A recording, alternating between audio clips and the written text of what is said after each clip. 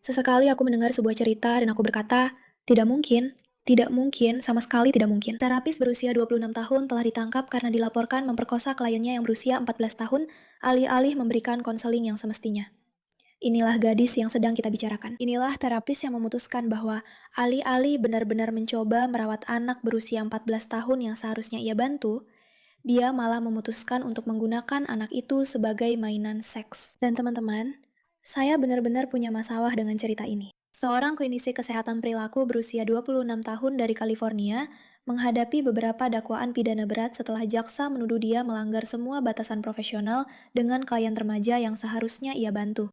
Penyelidik mengatakan, perilaku yang diduga terjadi dimulai saat anak laki-laki itu berusia 14 tahun dan tinggal di fasilitas penahanan remaja tempat dia bekerja. Lalu berlanjut setelah anak itu dibebaskan awal tahun ini. Dikatakan bahwa dia ditangkap setelah seorang supervisor melaporkan kekhawatiran, yang kemudian memicu penyelidikan oleh polisi. Kisah-kisah seperti ini membuat saya muak. Muak, muak, muak. Keputusan tentang kondisi mentalnya dan kami mempercayainya. Kepercayaan ini, kata sang ibu, telah dikhianati. Putranya berada dalam tahanan di John A. Davis Juvenile Hall di Martinez ketika Kabupaten Contra Costa menugaskan seorang petugas kesehatan sementara untuk membimbingnya. Putranya baru berusia 14 tahun, sedangkan petugas itu berusia 24 tahun. Wanita ini memanfaatkan saat-saat paling rentan anak saya untuk memanipulasi anak saya hingga dia percaya bahwa wanita itu pacarnya.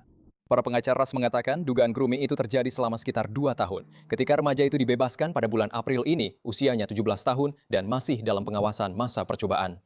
Sekarang, pengacara hak sipil terkenal secara nasional John Burris mewakili keluarga tersebut. Gugatan yang diajukan oleh firma hukumnya pada hari Senin menyatakan bahwa konselor tersebut terus menemui remaja itu dengan dalih terapi, lalu mulai melakukan kontak seksual dengannya. Gugatan itu juga menuduh pekerja kabupaten dan negara bagian gagal mengenali atau melaporkan tanda-tanda peringatan yang berulang. Akuntabilitas bagi setiap supervisor yang merupakan pelapor wajib dalam sistem ini yang telah melewatkan bertahun-tahun berbagai tanda bahaya. Polisi Concord mengatakan petugas probasi memberitahu penyidik. Polisi menangkap mantan pegawai tersebut awal bulan ini setelah menemukan bukti yang mendukung tuduhan adanya hubungan seksual dengan remaja itu. Dia belum didakwa. Kami tidak menyebutkan namanya. Eyewitness News juga tidak menyebutkan nama orang tua remaja tersebut demi melindungi identitasnya. Pelatihan pelapor wajib tidaklah cukup. Maksud saya, dia berusia 26 tahun, yang berarti dia memulai ini saat usianya 23 tahun. Kenapa kamu mengirim terapis berusia 23 tahun yang bahkan masih hijau untuk menangani anak laki-laki berusia 14 tahun di tahanan remaja? Maksud saya, menurut saya, itu sendiri sudah sangat tidak masuk akal. Tapi yang benar-benar tidak oke dari ini adalah, kita sudah terlalu terbiasa menganggap pemerkosa itu laki-laki. Dan kadang-kadang kamu dengar cerita seperti ini dan kamu merasa ada sesuatu yang sangat menyimpang di sini. Anak laki-laki ini akan trauma seumur hidup. Dia masih 14 tahun. Dia ada di tahanan remaja. Dia sudah menghancurkan hidupnya sendiri di usia 14 tahun. Dan terapis cantik ini ingin tidur dengannya. Dan dia merasa, aku sudah mendapatkan segalanya. Aku adalah anak paling beruntung di dunia. Tapi sebenarnya, dia sedang dilecehkan. Dan butuh waktu bertahun-tahun baginya untuk menyadari itu. Dan sekarang, seluruh hidupnya jadi berantakan. Kemampuannya untuk menjalin hubungan normal, kemampuannya untuk memandang perempuan dengan cara yang sehat, semuanya hilang. Karena seorang wanita tidak bisa mengendalikan dirinya dan mencari seseorang yang lebih sesuai usia dan lebih sesuai secara profesional. Maksudku, ini benar-benar keterlaluan kan? Untuk melindungi anak-anak. Organisasi Nirlaba Nasional Darkness to Light mengatakan bahwa institusi membutuhkan pelatihan khusus yang berfokus pada pencegahan pelecehan seksual sebelum hal itu terjadi. Saya rasa Anda tidak perlu pencegahan. Menurut saya, manusia seharusnya bisa untuk tidak melecehkan anak laki-laki berusia 14 tahun di penjara anak. Karena intinya adalah banyak dari para pelaku ini akan masuk ke profesi di mana mereka tidak hanya bersama anak-anak, tetapi juga bersama anak-anak yang rentan. Para pegiat perlindungan anak mengatakan anak-anak seringkali tidak menyadari adanya grooming atau takut tidak ada yang akan mempercayai mereka, sehingga orang tua jadi ragu terhadap tanda-tanda peringatan. Saya penasaran, apakah Anda punya pesan untuk orang tua lain yang mungkin khawatir bahwa hal seperti ini bisa saja terjadi? Percayalah pada insting Anda. Ada sesuatu yang membuat saya merasa ada yang tidak beres. Tapi saya abaikan karena saya tidak bisa percaya bahwa seorang profesional di bidangnya bisa melakukan apa yang dia lakukan. Ya, pengacara sekarang sedang mencari kemungkinan ada korban lain. Jadi, klaim ini adalah langkah pertama yang diperlukan sebelum keluarga dapat mengajukan gugatan terhadap pemerintah daerah. Pemerintah daerah mengatakan tidak dapat memberikan komentar lebih lanjut saat ini. Betapa mengerikan, menjijikan, dan memilukan ceritanya. Sangat tidak dapat diterima dalam banyak hal.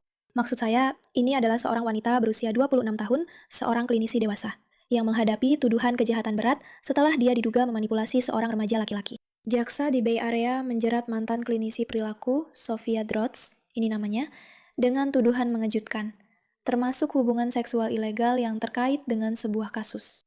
Ini benar-benar gila. Dia cantik, dia masih muda, dia karismatik, dia mungkin bisa mendapatkan pria manapun yang dia mau jika memang itu yang dia inginkan. Tapi tidak.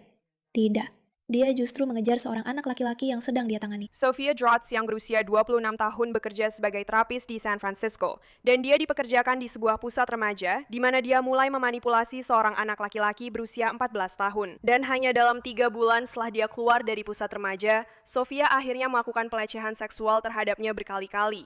Sekarang, Sophia menjadi terapisnya pada tahun 2024. Pada saat itu, anak laki-laki tersebut sedang menjalani hukuman 2 tahun di Contra Costa Juvenile Hall yang terletak di Martinez, California. Namun, dia akhirnya dibebaskan tahun ini setelah menjalani hukumannya. Namun, antara 1 April hingga 14 Juli, Sophia mengeksploitasinya.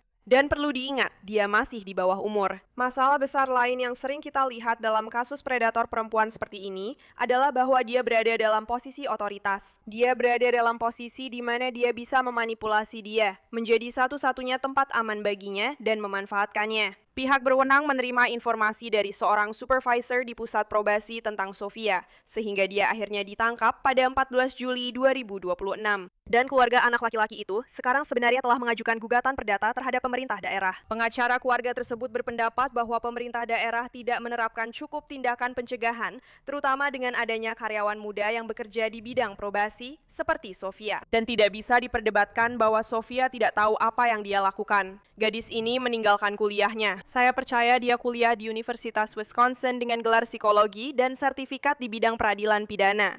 Sophia telah dibebaskan dengan jaminan, namun dia menghadapi tuduhan penetrasi seksual dengan benda asing, mengirim materi berbahaya kepada anak di bawah umur, melakukan hubungan oral dengan seseorang di bawah usia 18 tahun, dan memiliki materi eksploitasi seksual anak.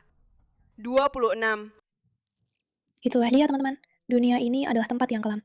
Bahkan jika kamu cantik dan berambut merah, dunia tetap tempat yang kelam. Terima kasih atas perhatianmu terhadap masalah ini.